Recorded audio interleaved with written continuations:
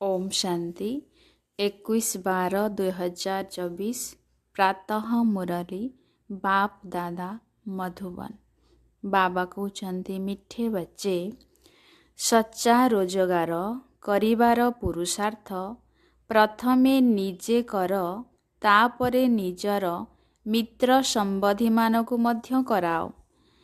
Charity business at home अर्थात दान पुण्य निज घरु ही आरंभ होइथाए। सच्चा रोजगार करिवार पुरुषार्थ प्रथमे निजे कर तापरे निजर मित्र संबंधी मानकु मध्य कराओ। चैरिटी बिजनेस एट होम अर्थात दान पुण्य निज घरु ही आरंभ होइथाए। आज बाबांकर प्रश्न अछि सुख अथवा शांति प्राप्ति करिवार विधि कौन? सुख अथवा शांति प्राप्ति करिवार विधि कौन? उत्तर बाबा कहउछंती पवित्रता। जेउठारे पवित्रता रहिछि सेठारे सुख शांति रहिछि। बाबा आसी पवित्र सत्ययोगी दुनियार स्थापना करुछंती। सेठारे विकार नथाए। जेउमाने देवता मानकर पूजारी होइथिबे सेमाने एपरि प्रश्न केबे हेले पचारिबे नाही कि विकार बिना दुनिया किपरि चालिबो। एबे तुमकु शांतिर दुनिया को जीवाकु हेबो। तेणु एही पतित दुनिया को भूलिबाकु हेबो। शांति धाम एवं सुख धाम को मने पकाइबाकु हेबो। ओम शांति। ओम शांतिर अर्थ तो पिलामानकु बुझा जाइछि। शिव बाबा मध्य ओम शांति कहि पारिबे तो शालग्राम पिलामाने मध्य कहि पारिबे। आत्मा कहुछि Om Shanti. Son of silence father अर्थात अव्यक्त पितांकर संतान। शांति निमंते जंगल आदि को जाई कौनसी उपाय करा जाए नाही। आत्मा तो अव्यक्त ही अटे। पुणी उपाय कौन करिवे? एहा बाबा बसी बुझाउछंती। सेही बाबा को ही कही थांती कि आमकु सेइठाकु नेई चाल जेउठी सुख शांति पाइबु। शांति अथवा एवं सुख सबु मनुष्य चाहिथांती, परंतु सुख एवं शांति पूर्वरु तो पवित्रता दरकार ना। पवित्र को पावन अपवित्र को पतित कुहा जाए। पतित दुनिया रे डाकी थांती भगवान आपण आसी आमको पवित्र दुनिया को नेई चालंतु। से ही हेउचंती पतित दुनिया रो उद्धार करी पावन दुनिया को नेई जिबा वाला। सत्य जुगरे पवित्रता कली जुगरे हेउछि अपवित्रता। ताहा हेउछि पवित्र दुनिया, एहा हेउछि पतित दुनिया। एकथा तो पिलामाने जानिछंती जे दुनियार वृद्धि हुई चालिछि। सत्ययुग पवित्र दुनिया अटे। तेणु निश्चिंत मनुष्य कम थिबे। से अल्प मनुष्य किए होइथिबे? निश्चिंत भावरे सत्य युगरे देवी देवता मानकर ही राज्य थिला। ताहाकु ही शांतिर दुनिया अथवा सुखधाम कुहा जाए। एहा हेउछि दुखधाम। केवल जणे ही परमपिता अटंती जे कि दुखधाम को बदलाई सुखधाम करिथांती। सुखर वर्षा निश्चिंत बाबा ही देवे। एबे से बाबा कहउछंती दुख धाम को भूली जाओ, शांति धाम एवं सुख धाम को मने पकाओ। एहाकु ही मनमना भव कुहा जाए। बाबा आसी पिलामानकु सुख धामर साक्षात्कार कराउछंती। दुख धामर विनाश कराई शांति धाम को नहीं जाउछंती। एही चक्र को बुझिबाकु हेबो। 84 जन्म नेबाकु पड़ी थाए। ଯେ ପ୍ରଥମେ ସୁଖଧାମରେ ଆସୁଛନ୍ତି ତାଙ୍କର ହେଉଛି 84 ଜନ୍ମ। କେବଳ ଏତିକି କଥା ମନେ ପକାଇଲେ ମଧ୍ୟ ପିଲାମାନେ ସୁଖଧାମର ମାଲିକ ହୋଇପାରିବେ। ବାବା କହୁଛନ୍ତି, ସନ୍ତାନମାନେ ଶାନ୍ତିଧାମକୁ ମନେ ପକାଅ, ଆଉ ପୁଣି ସମ୍ପତ୍ତିକୁ ଅର୍ଥାତ୍ ସୁଖଧାମକୁ ମନେ ପକାଅ। ପ୍ରଥମେ ପ୍ରଥମେ ତୁମେ ଶାନ୍ତିଧାମକୁ ଯାଉଛ, ତେଣୁ ନିଜକୁ ଶାନ୍ତିଧାମ ବ୍ରହ୍ମାଣ୍ଡର ମାଲିକ ବୋଲି ଭାବ। ଚାଲିବା ବୁଲିବା ବେଳେ ନିଜକୁ ସେଠାକାର ବାସିନ୍ଦା ଭାବିଲେ ଏଇ ଦୁନିଆ ଭୁଲି ହୋଇଯିବ। ସତ୍ୟଯୁଗ ହେଉଛି ସୁଖଧାମ, କିନ୍ତୁ ସମସ୍ତେ ତ ସତ୍ୟଯୁଗରେ ଆସିପାରିବେ ନାହିଁ। ଯିଏ ଦେବତାଙ୍କର ପୂଜାରୀ ହୋଇଥିବେ ସିଏ ହିଁ ଏହି କଥାକୁ ବୁଝିବେ। ଏହା ହେଉଛି ଅବିନାଶୀ ରୋଜଗାର, ଯାହା ସତ୍ୟ ବାବା ହିଁ ଶିଖାଉଛନ୍ତି। ବାକି ସବୁ ହେଉଛି ବିନାଶୀ ରୋଜଗାର। ଅବିନାଶୀ ଜ୍ଞାନରତ୍ନର ରୋଜଗାରକୁ ହିଁ ସତ୍ୟ ରୋଜଗାର କୁହାଯାଏ। ବାକି ବିନାଶୀ ଧନ ଦୌଲତ ହେଉଛି ମିଥ୍ୟା ରୋଜଗାର। ଦ୍ୱାପରରୁ ସେଇ ମିଥ୍ୟା ରୋଜଗାର କରି ଆସିଛ। ଏହି ଅବିନାଶୀ ସତ୍ୟ ରୋଜଗାରର ପ୍ରାରବ୍ଧ ସତ୍ୟଯୁଗରୁ ଆରମ୍ଭ ହୋଇ ତ୍ରେତାରେ ପୂରା ହୋଇଥାଏ, ଅର୍ଥାତ୍ ଅଧାକଳ୍ପ ଭୋଗ କରିଥାଅ। ପୁଣି ପରେ ମିଥ୍ୟା ଅର୍ଥାତ୍ ବିନାଶୀ ରୋଜଗାର ଆରମ୍ଭ ହୋଇଥାଏ, ଯେଉଁଥିରୁ ଅଳ୍ପକାଳର କ୍ଷଣଭଙ୍ଗୁର ସୁଖ ମିଳିଥାଏ। ଏହି ଅବିନାଶୀ ଜ୍ଞାନରତ୍ନ ଜ୍ଞାନ ସାଗର ହିଁ ଦେଇଥାନ୍ତି। ସତ୍ୟ ରୋଜଗାର ସତ୍ୟ ବାବା ହିଁ କରାଇଥାନ୍ତି। ଭାରତ ସତ୍ୟଖଣ୍ଡ ଥିଲା, ଭାରତ ହିଁ ଏବେ ମିଥ୍ୟାଖଣ୍ଡ ହୋଇଯାଇଛି। ଅନ୍ୟ ଖଣ୍ଡ ବା ଦେଶଗୁଡ଼ିକୁ ସତ୍ୟଖଣ୍ଡ ମିଥ୍ୟାଖଣ୍ଡ କୁହାଯିବ ନାହିଁ। ସତ୍ୟଖଣ୍ଡ ସ୍ଥାପନାକାରୀ ସେ ହିଁ ସତ୍ୟ ବାଦଶାହ ଅଟନ୍ତି। ସତ୍ୟ ହେଉଛନ୍ତି ଜଣେ ଗଡ୍ ଫାଦର, ବାକି ସବୁ ମିଥ୍ୟା ପିତା ଅଟନ୍ତି। ସତ୍ୟ ଯୁଗରେ ମଧ୍ୟ ସତ୍ୟ ପିତା ମିଳିଥାନ୍ତି, କାହିଁକି ନା ସେଠାରେ ମିଥ୍ୟା ପାପ ନଥାଏ। ଏହା ହେଉଛି ହିଁ ପାପ ଆତ୍ମାମାନଙ୍କର ଦୁନିଆ, ତାହା ହେଉଛି ପୁଣ୍ୟ ଆତ୍ମାମାନଙ୍କର ଦୁନିଆ। ତେଣୁ ଏବେ ହିଁ ସତ୍ୟ ରୋଜଗାର ପାଇଁ କେତେ ପୁରୁଷାର୍ଥ କରିବା ଦରକାର। ଯେଉଁମାନେ କଳ୍ପ ପୂର୍ବେ ରୋଜଗାର କରିଥିଲେ ସେହିମାନେ ହିଁ କରିବେ। ପ୍ରଥମେ ନିଜେ ସତ୍ୟ ରୋଜଗାର କରି ପୁଣି ନିଜର ବାପଘର ଏବଂ ଶ୍ୱଶୁର ଘରକୁ ସତ୍ୟ ରୋଜଗାର କରାଇବାକୁ ହେବ। Charity begins at home. ଈଶ୍ୱର ସର୍ବବ୍ୟାପୀ ଅଟନ୍ତି। ଏହି ସିଦ୍ଧାନ୍ତକୁ ସ୍ୱୀକାର କରୁଥିବା ବ୍ୟକ୍ତି ଭକ୍ତି କରିପାରିବେ ନାହିଁ। କାରଣ ଯଦି ସମସ୍ତେ ଭଗବାନଙ୍କର ରୂପ ଅଟନ୍ତି, ପୁଣି ଭକ୍ତି କାହାର କରିବେ? ସେଥିପାଇଁ ଏହି ପଙ୍କରୁ ବାହାର କରିବା ପାଇଁ ମେହନତ କରିବାକୁ ପଡ଼ୁଛି। ସନ୍ନ୍ୟାସୀମାନେ ନିଜ ପରିବାରରୁ କିଭଳି ସେବା ଆରମ୍ଭ କରିପାରିବେ? ପ୍ରଥମେ ତ ସେ ଘରଦ୍ୱାରର ସମାଚାର ଶୁଣାନ୍ତି ହିଁ ନାହିଁ। କୁହ, କାହିଁକି ଶୁଣାଅ ନାହିଁ?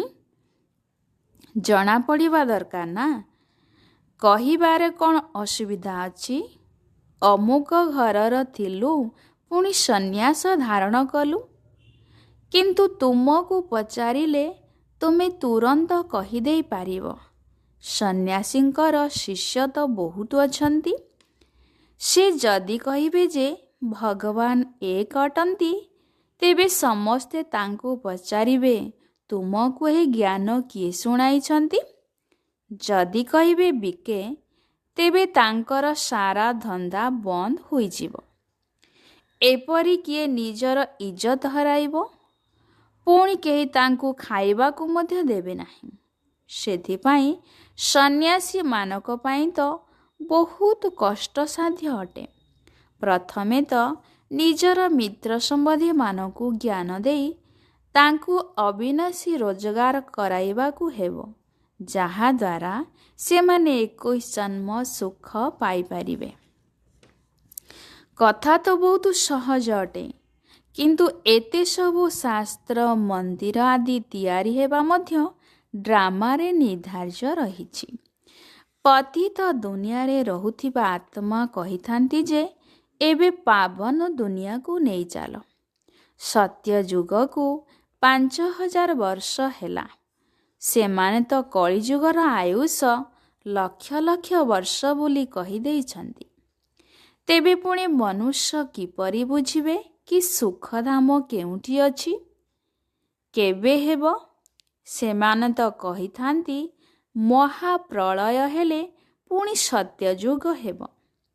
ପ୍ରଥମେ ଶ୍ରୀକୃଷ୍ଣ ଆଙ୍ଗୁଳି ଚୋଚମି ଚୋଚମି ସାଗରର ଅଶ୍ୱତଥ ପତ୍ରରେ ଆସିଥାନ୍ତି। କେଉଁଠାର କଥା କେଉଁଠାକୁ ନେଇଯାଇଛନ୍ତି। ଏବେ ବାବା ବ୍ରହ୍ମାଙ୍କ ଦ୍ୱାରା କହୁଛନ୍ତି, ମୁଁ ସମସ୍ତ ବେଦଶାସ୍ତ୍ରର ସାର ଶୁଣାଉଛି। ସେଥିପାଇଁ ବିଷ୍ଣୁଙ୍କର ନାଭି କମଳରୁ ବ୍ରହ୍ମା ଦେଖାଇଛନ୍ତି ଏବଂ ବ୍ରହ୍ମାଙ୍କ ହାତରେ ଶାସ୍ତ୍ର ଦେଇଛନ୍ତି। ତେବେ ବ୍ରହ୍ମା ତ ନିଶ୍ଚିନ୍ତ ଏହିଠାରେ ହିଁ ହେବେ। ସୂକ୍ଷ୍ମ ବତନରେ ତ ଶାସ୍ତ୍ର ନଥିବ ନା। ବ୍ରହ୍ମା ଏଠାରେ ହିଁ ରହିବା ଦରକାର। ବିଷ୍ଣୁ ଲକ୍ଷ୍ମୀ ନାରାୟଣଙ୍କର ରୂପ ମଧ୍ୟ ଏହିଠାରେ ହିଁ ହୋଇଥାଏ। ବ୍ରହ୍ମା ହିଁ ବିଷ୍ଣୁ ହୋଇଥାନ୍ତି, ପୁଣି ବିଷ୍ଣୁ ହିଁ ବ୍ରହ୍ମା ହୋଇଥାନ୍ତି। ଏବେ କୁହ, ବ୍ରହ୍ମାରୁ ବିଷ୍ଣୁ ବାହାରିଛନ୍ତି ନା ବିଷ୍ଣୁରୁ ବ୍ରହ୍ମା ବାହାରିଛନ୍ତି? ଏହା ସବୁ ବୁଝିବାର କଥା। କିନ୍ତୁ ଏହି କଥାକୁ ସିଏ ହିଁ ବୁଝିବେ ଯିଏ ଭଲ ରୂପେ ପଢ଼ିବେ। ବାବା କହୁଛନ୍ତି, ତୁମେ ଶରୀର ଛାଡ଼ିବା ପର୍ଯ୍ୟନ୍ତ ବୁଝି ଚାଲିଥିବ। ତୁମେ ବିଲକୁଲ 100% ନିର୍ବୋଧିଆ କାଙ୍ଗାଳ ହୋଇଯାଇଛ। ତୁମେ ହିଁ ବୁଦ୍ଧିମାନ ଦେବୀ ଦେବତା ଥିଲ, ଏବେ ପୁଣି ଥରେ ତୁମେ ଦେବୀ ଦେବତା ହେଉଛ। ମନୁଷ୍ୟ ତ କହିପାରିବେ ନାହିଁ ତୁମେ ହିଁ ଦେବତା ଥିଲ, ପୁଣି 84 ଜନ୍ମ ନେଇ ନେଇ ଏକଦମ କଳାହୀନ ହୋଇଯାଇଛ। ତୁମେ ସୁଖଧାମରେ ବହୁତ ଶାନ୍ତିରେ ଥିଲ, ଏବେ ଅଶାନ୍ତିରେ ଅଛ। ତୁମେ 84 ଜନ୍ମର ହିସାବ ବତାଇ ପାରିବ? ଇସଲାମୀ, ବୌଦ୍ଧ, ଶିଖ, ଇସାଇ, ମଠ, ପନ୍ଥ ସମସ୍ତେ କେତେ ଜନ୍ମ ନେବେ? ଏହାର ହିସାବ ବାହାର କରିବା ତ ବହୁତ ସହଜ। ସ୍ୱର୍ଗର ମାଲିକ ତ ଭାରତବାସୀ ହିଁ ହେବେ। ଚାରା ଲାଗିଥାଏ ନା। ଏହା ହେଉଛି ବୁଝିବାର କଥା। ନିଜେ ବୁଝିଗଲେ ତ ପୁଣି ପ୍ରଥମେ ନିଜର ମାତା ପିତା, ଭାଇ ଭଉଣୀକୁ ଜ୍ଞାନ ଦେବାକୁ ପଡ଼େ। ଗୃହସ୍ଥ ବ୍ୟବହାରରେ ରହି କମଳ ପୁଷ୍ପ ସମାନ ରହିବାକୁ ହେବ।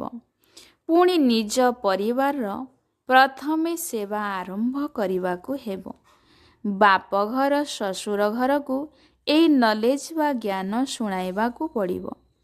ବ୍ୟବସାୟରେ ମଧ୍ୟ ପ୍ରଥମେ ନିଜର ଭାଇମାନଙ୍କୁ ହିଁ ଭାଗିଦାର କରିବାକୁ ପଡ଼ିଥାଏ। ଏଠାରେ ବି ଏହିପରି ହେଉଛି। ଗାୟନ ମଧ୍ୟ ରହିଛି, କନ୍ୟା ସିଏ ଯିଏ ବାପଘର ଏବଂ ଶ୍ୱଶୁର ଘରର ଉଦ୍ଧାର କରିଥାଏ। ଅପବିତ୍ର ଉଦ୍ଧାର କରିପାରିବେ ନାହିଁ। ତେବେ କେଉଁ କନ୍ୟା? ଇଏ ବ୍ରହ୍ମାଙ୍କର କନ୍ୟା। ବ୍ରହ୍ମା କୁମାରୀ ଅଟନ୍ତି ନା। ଏଠାରେ ଆବୁରେ ଅଧର କୁମାରୀ କନ୍ୟାମାନଙ୍କର ମନ୍ଦିର ବି ତିଆରି ହୋଇଛି ନା। ଏଠାରେ ତୁମର ସ୍ମୃତି ଚିହ୍ନ ତିଆରି ହୋଇଛି। ଆମେ ପୁଣି ଆସିଛୁ ଭାରତକୁ ସ୍ୱର୍ଗ କରିବା ପାଇଁ। ଏହି ଦିଲୱାଡ଼ା ମନ୍ଦିର ବିଲକୁଲ ସଠିକ୍ ଭାବରେ ତିଆରି ହୋଇଛି। ଉପରେ ସ୍ୱର୍ଗ ଦେଖାଇଛନ୍ତି। ସ୍ୱର୍ଗ ତ ଏହି ମର୍ତ୍ତ୍ୟରେ ହିଁ ଅଛି। ରାଜଯୋଗର ତପସ୍ୟା ମଧ୍ୟ ଏହିଠାରେ ହିଁ ହୋଇଥାଏ। ଯେଉଁମାନଙ୍କର ମନ୍ଦିର ଅଛି ସେମାନେ ମଧ୍ୟ ଏହା ଜାଣିବା ଦରକାର ନା। ଏବେ ଭିତରେ ଜଗତ ପିତା ଜଗତମ୍ବା ଆଦିଦେବ ଆଦିଦେବୀ ବସିଛନ୍ତି। ଆଚ୍ଛା, ଆଦିଦେବ କାହାର ସନ୍ତାନ ଅଟନ୍ତି? ଶିବ ବାବାଙ୍କର। ଅଧର କୁମାରୀ କୁମାରୀ କନ୍ୟା ସମସ୍ତେ ରାଜଯୁଗରେ ବସିଛନ୍ତି। ବାବା କହୁଛନ୍ତି ମନ୍ମନା ଭବ, ତେବେ ତୁମେ ବୈକୁଣ୍ଠର ମାଲିକ ହୋଇଯିବ। ମୁକ୍ତି ଜୀବନ ମୁକ୍ତି ଧାମକୁ ମନେ ପକାଅ। ଏହା ତୁମର ସନ୍ନ୍ୟାସ ଅଟେ। ଜୈନୀମାନଙ୍କର ସନ୍ନ୍ୟାସ କେତେ କଷ୍ଟସାଧ୍ୟ। କେଶ ଆଦି ଉପାଡ଼ିବାର ବହୁତ କଡ଼ା ପ୍ରଥା ରହିଛି। ଏହା ତ ହେଉଛି ସହଜ ରାଜଯୋଗ। ଏହା ମଧ୍ୟ ହେଉଛି ପ୍ରବୃତ୍ତି ମାର୍ଗର। ଏହା ଡ୍ରାମାରେ ନିର୍ଦ୍ଧାର୍ଯ୍ୟ ହୋଇ ରହିଛି। କେହି ଜୈନ ମୁନି ଆଦି ବାବା କହୁଛନ୍ତି କେହି ଜୈନ ମୁନି ଆସି ଯଦି ନିଜର ନୂଆ ଧର୍ମ ସ୍ଥାପନ କରିବେ ତେବେ ତାକୁ ଆଦି ସନାତନ ଦେବୀ ଦେବତା ଧର୍ମ ତ କୁହାଯିବ ନାହିଁ ନା। ତାହା ତ ଏବେ ପ୍ରାୟ ଲୋପ ହୋଇଯାଇଛି। କେହି ଜଣେ ଜୈନ ଧର୍ମ ଆରମ୍ଭ କଲେ, ପରେ ତାହା ବଢ଼ି ଚାଲିଲା। ଏହା ବି ଡ୍ରାମାରେ ରହିଛି। ଆଦିଦେବକୁ ପିତା ଏବଂ ଜଗଦମ୍ବାକୁ ମାତା କୁହାଯିବ। ଏହା ତ ସମସ୍ତେ ଜାଣିଛନ୍ତି ଯେ ଆଦିଦେବ ବ୍ରହ୍ମା ଅଟନ୍ତି। ଆଦମ ବିବି ଏଡମ ଇଭ୍ ମଧ୍ୟ କହିଥାନ୍ତି। ଖ୍ରୀଷ୍ଟିଆନ ଲୋକମାନଙ୍କୁ କ'ଣ ଜଣାଅଛି ଏ ଏଡମ ଇଭ୍ ଏବେ ତପସ୍ୟା କରୁଛନ୍ତି? ମନୁଷ୍ୟ ସୃଷ୍ଟି ରୂପକ ବଂଶାବଳୀର ଇଏ ମୁଖ୍ୟ ଅଟନ୍ତି। ଏ ରହସ୍ୟ ମଧ୍ୟ ବାବା ବସି ବୁଝାଉଛନ୍ତି। ବହୁତ ମନ୍ଦିର ଶିବଙ୍କର କିମ୍ବା ଲକ୍ଷ୍ମୀ ନାରାୟଣଙ୍କର ରହିଛି। ତେଣୁ ତାଙ୍କର ଜୀବନ କାହାଣୀକୁ ମଧ୍ୟ ଜାଣିବା ଦରକାର ନା। ଏହା ମଧ୍ୟ ଜ୍ଞାନସାଗର ବାବା ହିଁ ବସି ବୁଝାଉଛନ୍ତି। ପରମ ପିତା ପରମାତ୍ମାକୁ ହିଁ ନଲେଜଫୁଲ୍ ଜ୍ଞାନର ସାଗର ଆନନ୍ଦର ସାଗର କୁହାଯାଇଥାଏ। ପରମାତ୍ମାଙ୍କର ଏପରି ମହିମା କୌଣସି ସାଧୁସନ୍ଥ ଆଦି ଜାଣିନାହାନ୍ତି। ସେମାନେ ତ କହିଥାନ୍ତି ପରମାତ୍ମା ସର୍ବବ୍ୟାପୀ। ପୁଣି ମହିମା କାହାର କରିବେ? ପରମାତ୍ମାକୁ ନ ଜାଣିବା କାରଣରୁ ହିଁ ପୁଣି ନିଜକୁ ଶିବୋହମ୍ ବୋଲି କହିଦେଇଥାନ୍ତି। ନହେଲେ ପରମାତ୍ମାଙ୍କର ମହିମା କେତେ ମହାନ। ସେ ତ ହେଉଛନ୍ତି ମନୁଷ୍ୟ ସୃଷ୍ଟିର ବିଜରୂପ। ମୁସଲମାନ ଲୋକମାନେ ମଧ୍ୟ କହିଥାନ୍ତି ଆମକୁ ଖୁଦା ଜନ୍ମ ଦେଇଛନ୍ତି, ତେଣୁ ଆମେ ହେଲୁ ରଚନା। ରଚନା ରଚନାକୁ ସମ୍ପତ୍ତି ଦେଇପାରିବେ ନାହିଁ। ରଚନାକୁ ରଚୟିତାଙ୍କ ଠାରୁ ସମ୍ପତ୍ତି ମିଳିଥାଏ। ଏହି କଥାକୁ କେହି ବି ବୁଝୁନାହାନ୍ତି। ସେ ବିଜରୂପ ସତ୍ୟ ଅଟନ୍ତି, ଚୈତନ୍ୟ ଅଟନ୍ତି। ସୃଷ୍ଟିର ଆଦି ମଧ୍ୟ ଅନ୍ତର ଜ୍ଞାନ ତାଙ୍କଠାରେ ରହିଛି। ବୀଜ ବ୍ୟତୀତ ଆଦି ମଧ୍ୟ ଅନ୍ତର ଜ୍ଞାନ କୌଣସି ମନୁଷ୍ୟ ମାତ୍ରଙ୍କ ଠାରେ ରହିପାରିବ ନାହିଁ। ବୀଜ ଚୈତନ୍ୟ ଅଟନ୍ତି, ତେବେ ନିଶ୍ଚିନ୍ତ ନଲେଜ ତାଙ୍କଠାରେ ହିଁ ଥିବ। ସେ ହିଁ ଆସି ଆମକୁ ସାରା ସୃଷ୍ଟିର ଆଦି ମଧ୍ୟ ଅନ୍ତର ନଲେଜ ବା ଜ୍ଞାନ ଦେଉଛନ୍ତି। ଏପରି ବୋର୍ଡ଼ ଲଗାଇ ଦେବା ଦରକାର କି ଏହି ଚକ୍ରକୁ ଜାଣିଲେ ତୁମେ ସତ୍ୟଯୁଗର ଚକ୍ରବର୍ତ୍ତୀ ରାଜା ଅଥବା ସ୍ୱର୍ଗର ରାଜା ହୋଇଯିବ। କେତେ ସହଜ କଥା। ବାବା କହୁଛନ୍ତି ଯେ ପର୍ଯ୍ୟନ୍ତ ବଞ୍ଚିଛ ମୋତେ ମନେ ପକାଅ। ମୁଁ ନିଜେ ତୁମକୁ ଏହି ବଶୀକରଣ ମନ୍ତ୍ର ଦେଉଛି। ଏବେ ତୁମକୁ ବାବାଙ୍କୁ ମନେ ପକାଇବାକୁ ହେବ। ବାବାଙ୍କୁ ମନେ ପକାଇବା ଦ୍ୱାରା ହିଁ ବିକର୍ମ ବିନାଶ ହେବ। ଏହି ସ୍ୱଦର୍ଶନ ଚକ୍ର ଘୂରିଲେ ମାୟାର ମୁଣ୍ଡ କଟିଯିବ। ମୁଁ ତୁମମାନଙ୍କର ଆତ୍ମାକୁ ପବିତ୍ର କରି ନେଇଯିବି। ପୁଣି ତୁମେ ସତ ପ୍ରଧାନ ଶରୀର ଧାରଣ କରିବ। ସେଠାରେ ବିକାର ନଥାଏ। କହିଥାନ୍ତି ବିକାର ବିନା ସୃଷ୍ଟି କିପରି ଚାଲିବ? କୁହ, ଆପଣ ବୋଧେ ଦେବତାଙ୍କ ପୂଜାରୀ ନୁହନ୍ତି? ଲକ୍ଷ୍ମୀ ନାରାୟଣଙ୍କର ତ ମହିମା ଗାଇଥାନ୍ତି ଯେ ସମ୍ପୂର୍ଣ୍ଣ ନିର୍ବିକାରୀ ଅଟନ୍ତି। ଜଗଦମ୍ବା ଜଗତ ପିତା ନିର୍ବିକାରୀ ଅଟନ୍ତି। ରାଜଯୁଗର ତପସ୍ୟା କରି ପତିତରୁ ପବିତ୍ର ସ୍ୱର୍ଗର ମାଲିକ ହେଉଛନ୍ତି। ପୁଣ୍ୟ ଆତ୍ମା ହେବା ନିମନ୍ତେ ହିଁ तपस्या करुछंती। अच्छा, मीठे मीठे शिकिलधे बच्चों प्रति माता पिता बाप दादा को याद प्यार और गुड मॉर्निंग। रूहानी बाप की रूहानी बच्चों को नमस्ते। हम रूहानी बच्चों की रूहानी बाप दादा को याद प्यार गुड मॉर्निंग नमस्ते नमस्ते नमस्ते। धारणा पाए मुख्य सारांश नंबर 1। ए पुरुणा दुनिया को बुद्धिरू भूलिबा पाई चालिबा बोलिबा समय रे निजकू शांतिधामर निवासी मने करिबाकू हेबो। शांतिधाम एवं सुखधाम को मने पकाई सत्य अर्थात अविनाशी रोजगार करिबा सहित अन्य मानकू मध्य कराइबाकू हेबो। द्वितीय पॉइंट रे बाबा कहउचंती राजयोगर तपस्या करी निजकू पुण्य आत्मा करिबाकू हेबो। मायार मुंड काटिबा पाई बुद्धि रे स्वदर्शन चक्र सदा सर्वदा घुराइबाकू हेबो। आज वरदाता बाबांकर वरदान अछि संपन्नता द्वारा सर्वदा संतुष्टतार अनुभव करुथिबा संपत्तिवान आत्मा भव। संपन्नता द्वारा सर्वदा संतुष्टतार अनुभव करुथिबा संपत्तिवान आत्मा भव। विस्तारे बाबा कहउचंती आत्मार स्वराज्यर संपत्ति हेला ज्ञान गुण एवं सर्वशक्ति। जेउमाने एही समस्त शक्ति गुड़िकरे संपन्न स्वराज्य अधिकारी अटंती सेमाने सर्वदा संतुष्ट अटंती। सेमानक निकटरे अप्राप्तिर चिन्ह वर्ण न थाए।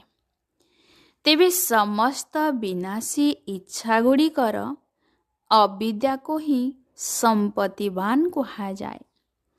सेमाने सर्वदा दाता अटंती। मंगता अर्थात मागिबा बाला भिकारी नुहंती। सेमाने अखंड सुख शांतिमय स्वराज्यर अधिकारी अटंती। कौनसी भी प्रकार परिस्थिति सेमानकर अखंड शांति को खंडित करि पारिबो नाही। स्लोगान बाबा कहउचंती ज्ञानर तृतीय नेत्र द्वारा तीनी काल एवं तीनी लोक को जानिथिबा आत्मा माने ही मास्टर ज्ञानवान अटंती। ज्ञानर तृतीय नेत्र द्वारा तीनी काल एवं तीनी लोक को जानिथिबा आत्मा माने ही मास्टर ज्ञानवान अटंती। अच्छा, ओम शांति।